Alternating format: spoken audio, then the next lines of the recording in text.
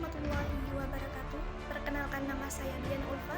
Saya dari Fakultas Ilmu Sosial dan Politik, Program Studi Ilmu Pemerintahan Angkatan 2021. Jadi pada video ini saya akan menjelaskan tentang pelanggaran konstitusi di Indonesia. Konstitusi merupakan segala ketentuan dan aturan tentang ketatanegaraan.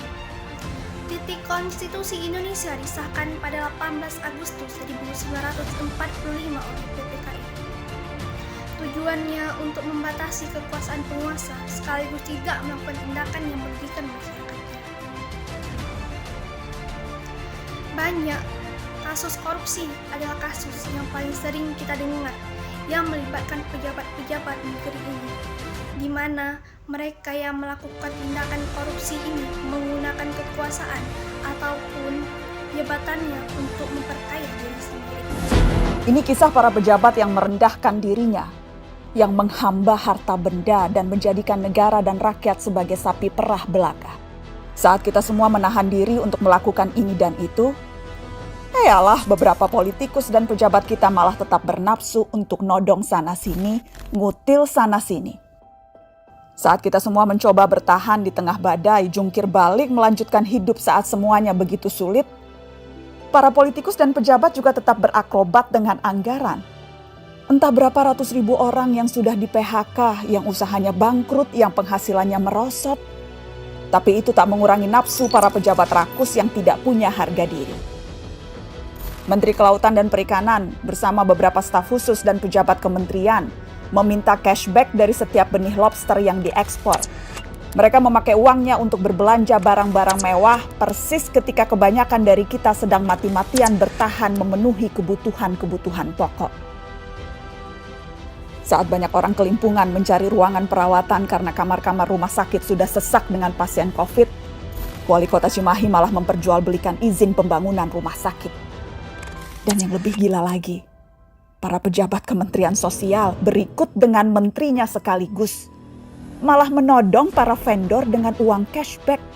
Mereka meminta Rp10.000 dari setiap paket bantuan sosial. Paket senilai Rp300.000 untuk meringankan beban hidup rakyat. Tega-teganya dipotong untuk dinikmati sendiri. Dan itu dilakukan oleh mereka yang disumpah untuk membantu rakyat bisa bernapas lebih mudah di tengah himpitan hidup. Inilah arti kebejatan yang sesungguhnya. Ampun ya Allah. Sejak awal, dana triliunan rupiah yang digelontorkan dalam bentuk bantuan sosial memang rentan diselewengkan. Sudah banyak yang memprediksi potensi ini. Mungkin memang kita tidak kaget, tapi bukan berarti kita harus maklum, bukan berarti kita tidak boleh marah. Kasus-kasus korupsi di tengah pandemi membuktikan kompas moral para politikus dan pejabat kita memang sedang berada di titik terendah. Bahkan pandemi yang membunuh banyak orang, menyengsarakan banyak orang, tak membuat para pelaku menahan diri dari hasrat memperkaya diri sendiri. Pandemi justru menjadi peluang untuk menggarong lebih banyak.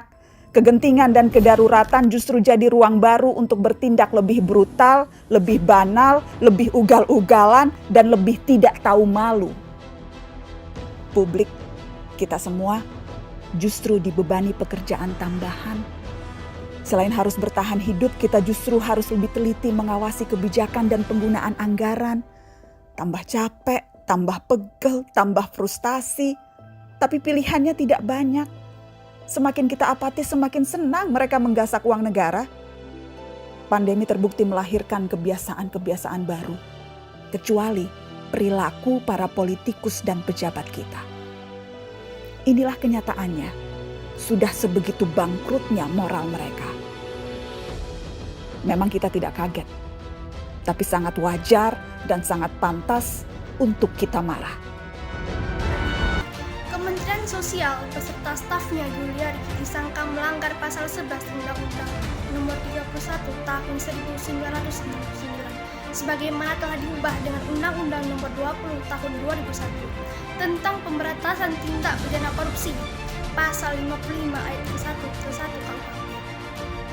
Di Di sisi lain, Presiden Jokowi juga telah menyampaikan akan menghormati proses hukum yang sedang dilakukan ketika kita tidak akan melindungi siapapun yang terlibat korupsi. Coba kita bayangkan, di saat keadaan kritis seperti ini masih ada pejabat yang tidak menepati janjinya yang rela melihat rakyatnya menderita. Oleh sebab itu, sebagai penerus bangsa, generasi muda perlu ditanamkan sikap ini tentang apa itu korupsi dan dampaknya yang akan dirasakan oleh negara itu. Agar bangsa ini terselamatkan juga untuk mengurangi tingkat korupsi. Dan agar generasi muda nantinya tidak akan melakukan tindak korupsi. Ayo menjadi generasi muda anti korupsi.